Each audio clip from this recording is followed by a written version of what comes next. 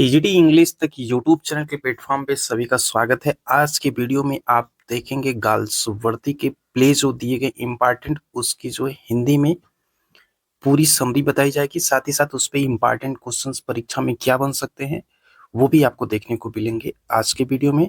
अगर चैनल पे पहली विजिट किए तो चैनल को लाइक शेयर और सब्सक्राइब कर ले। इस प्रकार की video point of view exam के दृष्टिकोण से जो भी चीजें एग्जाम के लिए महत्वपूर्ण हो वो आपको सिलेक्टिव फॉर्म में जो है देखने को मिलेगी। तो चलिए वीडियो को शुरू करते हैं और देखते हैं द फ्यूजिटिव जो है गाल्सवर्दी की जो है काफी इंपॉर्टेंट प्ले है जो कि 1913 में जो है ये पब्लिश हुई थी। और जॉन गाल्सवर्दी का जो कालखंड है वो 1867 से लेकर के 1933 का कालखंड होता है। बर्थ इनकी होती है 14 अगस्त 1867 को किंगस्टन हिल्स सरे जो कि इंग्लैंड में पड़ता है। इनकी डेथ जो होती है वो 31 जनवरी 1933 को ग्रोलॉज एक प्लेस बनता है जहाँ पे हैम्स्टेड नॉर्थ लंदन में पड़ता है वहां पे हुई थी। इनके पेरेंट्स में इनके फादर थे जॉन गाल्सवर्दी और माता थी ब्लैंच वेली। इनके द्वारा कुछ इंपॉर्टेंट वर्क के अंतर्गत जो थे द सिल्वर बॉक्स आया था 1906 में, स्ट्राइप 1909 में, जस्टिस 1910 में और द सिल्वर स्पून भी आया था 1926 में, स्वान सॉन्ग भी 1928 में और castles in Spain and other secrets जो आया था ये 1927 में। उसके बाद द इलेक्शन 1912 में। इस प्रकार से कुछ इंपॉर्टेंट वर्क जो है गाल्सवर्दी के द्वारा जो है किए गए थे। तो शुरू करते हैं और सुनते हैं पूरी समरी जो है आसान भाषा में। द फ्यूजिटिव गाल्सवर्दी की जो है यहाँ पे John Galsworthy play the fugitive written in 1913। John Galsworthy का प्ले द फ्यूजिटिव जो है ये 1913 में लिखा गया था। Explore the tragic experience of a young married women. यहाँ पे जो है फ्यूजिटिव के अंतर्गत एक युवा विवाहित महिला स्टेला स्टेला की जो है who runs away from her oppressive and abusive marital life जो थी इसकी, यानी कि एक युवा विवाहित महिला स्टेला के दुखद अनुभव की पड़ताल करता है जो अपने दमनकारी और अपमानजनक वैवाहिक जीवन से भाग जाती है। Away from her oppressive and abusive marital life only to fall prey केवल समाज के to the harsh and unjust rules of society, केवल समाज के कठोर और अन्यायपूर्ण नियमों का शिकार बनने के लिए the play highlights important issue.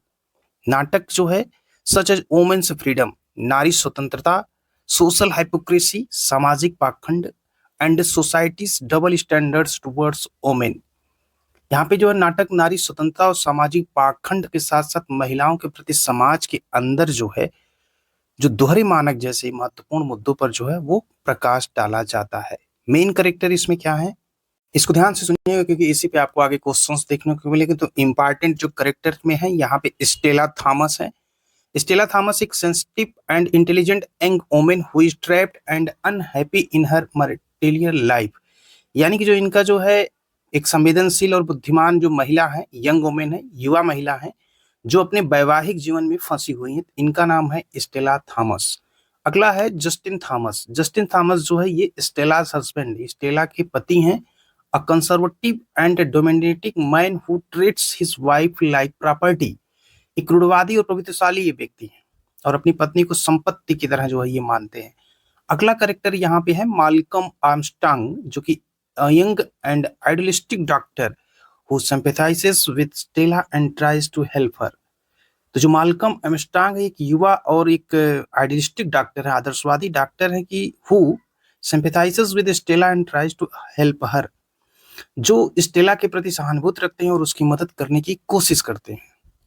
अगला कैरेक्टर जो है यहाँ पे एनी हिलक्रिस्ट है जो कि an experienced and practical nurse, एक अनुभवी और व्यवहारिक नर्स है who becomes Stella's friend and confidante. यहाँ पे कहा जा रहा है कि व्यवहारिक नर्स जो स्टेला की दोस्त और विश्वास पात्र जो है ये बनती है। अगला कैरेक्टर है मिस्टर ट्विस्डेन। मिस्टर ट्विस्डेन जो है स्टेलाज अंकल, स्टेला के जो है मामा है। A traditional and socially conscious man, Stella के मामा एक पारंपरिक और सामाजिक रूप से जो है जागरूक व्यक्ति हैं मिस्टर ट्विस्डेन। अगला कैरेक्टर है लेडी क्लाइड का, a wealthy and influential woman who represent social rules। जो लेडी क्लाइड हैं वो एक धनी और प्रभावशाली महिला है और जो सामाजिक नियमों का प्रतिनिधित्व करती हैं। तो द फ्यूजिटिव के कैरेक्टर के अंतर्गत आपने देखा माल्कम आर्मस्ट्रांग के साथ साथ जस्टिन थॉमस, स्टेला थॉमस और Annie Hillcrest, mister Twiston, Lady Clyde थे। अब इस स्टोरी को सुनते हैं बहुत ही रोचक अंदाज में। नाटक की शुरुआत कैसे होती है? The play begin with Stella Thomas running away from her home.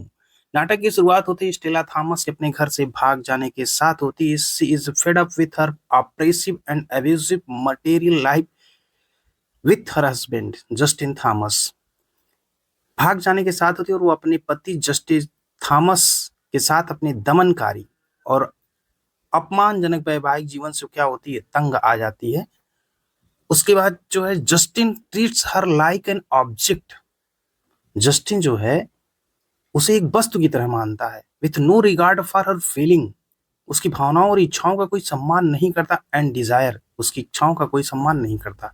Stella lives home in search of independence and self respect. Stella स्वतंत्रता और आत्मसम्मान की तलाश में क्या करती है? वो लिव्स होम, घर को छोड़ देती है। Stella arrives in London. Stella London पहुंचती है and befriends a nurse named any हिलक्रिस्ट। और एनी हिलक्रिस्ट नामक एक नर्स से दोस्ती करती है। Who offers her shelter and support, जो उसे आश्रय और सहायता प्रदान करती है। Stella tries to live in an independent life. Stella एक स्वतंत्र जीवन जीने की कोशिश करती है, बट शी सून रियलाइज, लेकिन उसे जल्द ही पता चलता है। Stella tries to live an independent life but she soon realize, यानी स्वतंत्र जीवन जीने की कोशिश करती है लेकिन उसे जल्द ही पता चलता है how harsh and hostile society can be to a single woman, specially when she has run away from her husband. जब उस एक अकेली महिला समाज में जो है कितना कठोर और सत्तापूर्ण हो सकता है, खासकर जब वो अपने पति को छोड़कर जो है भाग गई हो। जब वो स्टेला एक स्वतंत्र जीवन जीने की कोशिश करती है तो वहां पे उसे ये लगता है कि but she soon realize how harsh and hostile society, लेकिन उसे जल्दी ये पता चल जाता है कि अकेली जो महिला होती है, सिंगल वुमेन, एक अकेली महिला, समाज जो है कितना कठोर और सत्तापूर्ण हो सकता है। Hostile society, harsh and hostile society, specially when, यहाँ पे कहा जा रहा है कि खासकर जब वो अपने पति को छोड़कर भाग गई हो। आगे कहा जा रहा है Stella meets doctor Malcolm Armstrong. Stella doctor Malcolm Armstrong से मिलती है। वो sympathises with her and tries to help her, जो उसके प्रति सहानुभूति रखता है and tries to help her, और उसकी मदद करने की कोशिश करता है। Malcolm recognise Stella intelligence and sensitive and encourages her to lead a better life. यहाँ पे माल्कम स्टेला की बुद्धि और संवेदनशीलता जो होती है, सेंसिटिविटी जो होती है, उसको पहचानता है और उसे एक बेहतर जीवन जीने के लिए encourage her to lead a better life, जीवन जीने के लिए प्रोत्साहित करता है। A deep emotional bond develops between them. उनके बीच एक गहरा भावनात्मक संबंध क्या होता है? विकसित हो जाता है। आगे की लाइनों में कहा जा रहा है कि how where Stella past haunts her. हालांकि स्टेला का अतीत उसका पीछा नहीं छोड़ता है। Justin and her uncle mister Twiston, Justin और उसके मामा mister Twiston try to find her, उसे ढूंढने की कोशिश करते हैं। Society sees Stella as a runaway and immoral. यहाँ समाज स्टेला को एक भगोड़ी और अनैतिक महिला के रूप में, woman who has violated her duty के रूप में देखता है, जिसने अपने कर्तव्य का उल्लंघन किया। Influential social figures such as Lady Clyde stand against her and demand that she be ostracized from society. Lady Clyde जैसी जो है प्रभावशाली सामाजिक हस्तियां उसके खिलाफ खड़ी होती हैं, अगेंस्ट हर, एंड समाज से बहिष्कृत करने की भी जो है मांग करती हैं। अगला है कि Stella realize that she has no real place to go. Stella को पता चलता है कि उसके पास कोई वास्तविक ठिकाना जो है वो नहीं है। Society is not willing to accept her. Stella को जब ये पता चलता है कि उसके पास कोई वास्तविक ठिकाना नहीं है, समाज उसे स्वीकार करने को तैयार नहीं है, and legally she is still her husband property, और कानूनी रूप से वह अभी भी अपने पति की संपत्ति है। Malcolm does his best to help her but the social pressure and legal obstacle are too strong. अभी भी अपने पति की संपत्ति है, माल्कम उसकी मदद करने की पूरी कोशिश करता है, लेकिन जो सामाजिक होता है, सोशल प्रेशर, सामाजिक दबाव होता है, और लीगल ऑब्स्टिकल्स जो होते हैं, कानूनी बाधाएं जो होती हैं, वो बहुत ही मजबूत हैं, टू स्ट्रांग हैं। आगे की पंक्तियों में the climax of the play comes when Stella realize that she has no future. नाटक का चरमोत्कर्ष तब आता है जब स्टेला को यह एहसास हो जाता है क्या कि उसके पास कोई फ्यूचर, कोई भविष्य नहीं है। Society will not allow her to live, समाज उसे जीने की अनुमति नहीं देगा।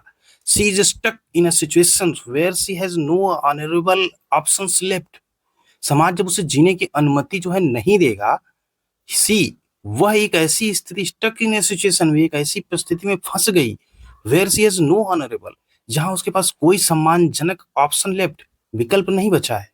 To preserve her freedom and dignity Stella makes a tragic and final decision, अपनी स्वतंत्रता और गरिमा के लिए जो है बनाए रखने के लिए स्टेला को जो है makes a tragic and final decision, Stella को एक दुखद और अंतिम निर्णय जो है वो लेती है।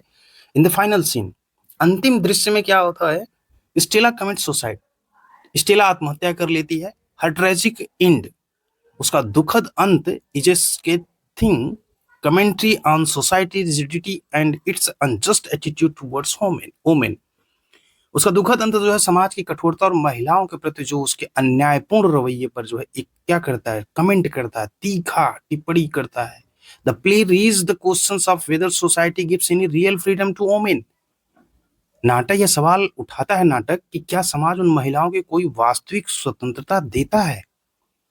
Who dare to step out of traditional rules, जो पारंपरिक भूमिकाओं से बाहर निकलने की हिम्मत करती हैं। Stella's story is a powerful example, Stella की कहानी एक शक्तिशाली उदाहरण है।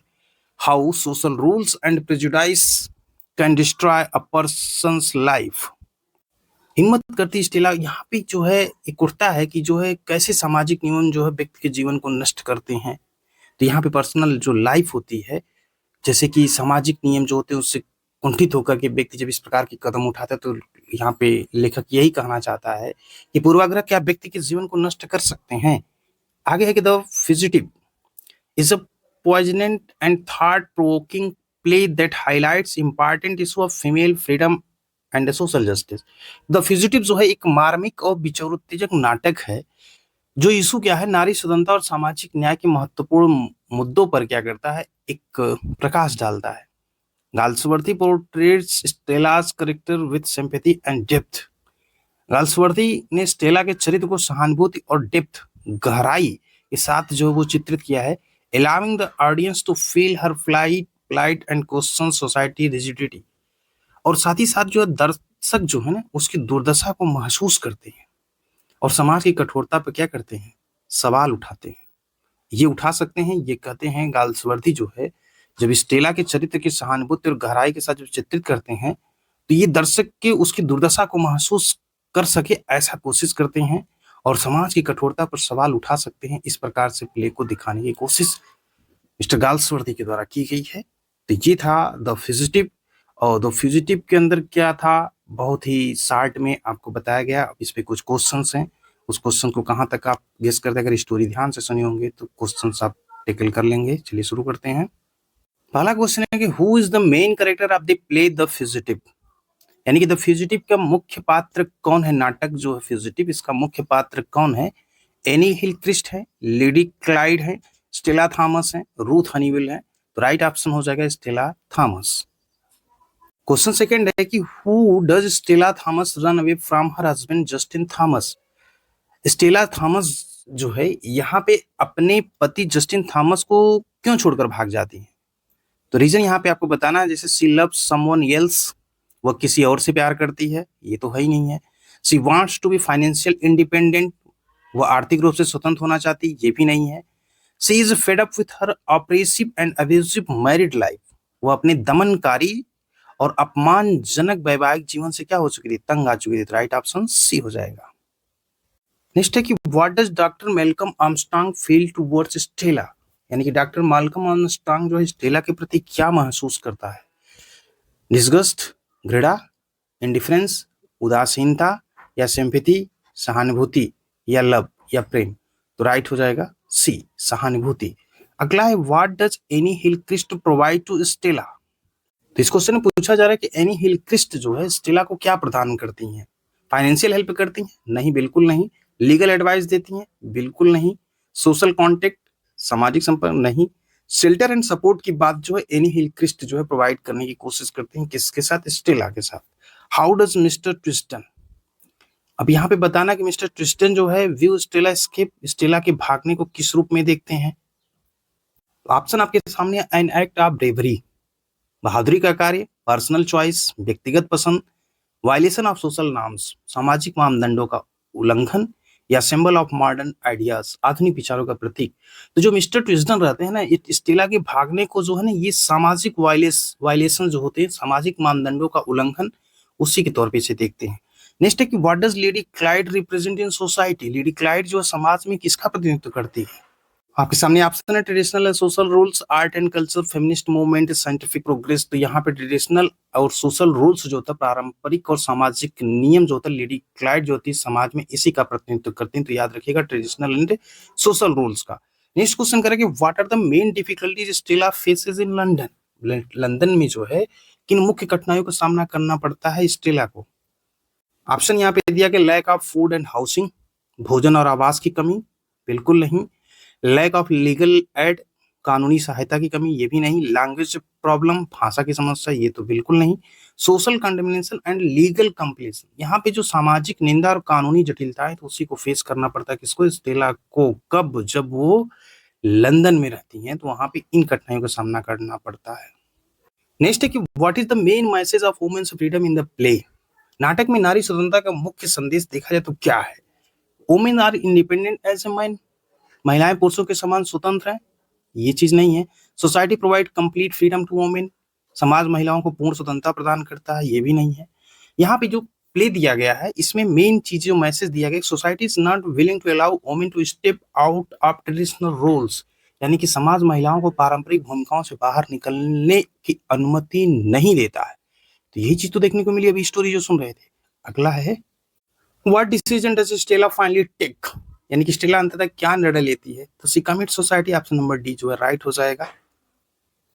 और ये लास्ट क्वेश्चन है कि what theme does the play the fugitive mainly focus on, तो फ्यूजिटिव नाटक जो मुख्य रूप से किस विषय पर केंद्रित है, तो women's freedom and social injustice पे जो है मुख्य तौर पे जो द फ्यूजिटिव जो जॉन गाल्सवर्दी के द्वारा जो 1913 में लिखा गया था वो एकदम टोटली वुमेन्स फ्रीडम और सोशल इंजस्टिस पर जो है ये केंद्रित है। तो इसी के साथ इस वीडियो को यहीं पे करते हैं समाप्त। आप देख रहे थे जो है टीजीटी इंग्लिश तक पे द गाल्सवर्दी के द्वारा लिखा गया फ्यूजिटिव 1913 में जो था, इस पे इंपॉर्टेंट क्वेश्चंस और इसकी इंपॉर्टेंट समरी क्या है स्टोरी की। तो इस प्रकार की वीडियो यदि आपको पसंद आती है तो कमेंट में आप जरूर पिन करिएगा। सारे प्ले गाल्सवर्दी के जो होंगे वो आपको बताए जाएंगे, विद इन 2 डेज के अंदर कंप्लीट कर दिया जाएगा। और साथ ही साथ जो टीजीटी के सिलेबस में दिए गए मिल्टन साहब हैं, उसके बाद वर्ड्सवर्थ हैं, शेक्सपियर हैं, इनके भी यदि प्ले को आपको लगता है कि इस तरह से समरी और क्वेश्चन के साथ आपको बताया जाए तो कमेंट में आप जरूर पिन किए, तो ये वीडियो कंटिन्यू की जाएगी।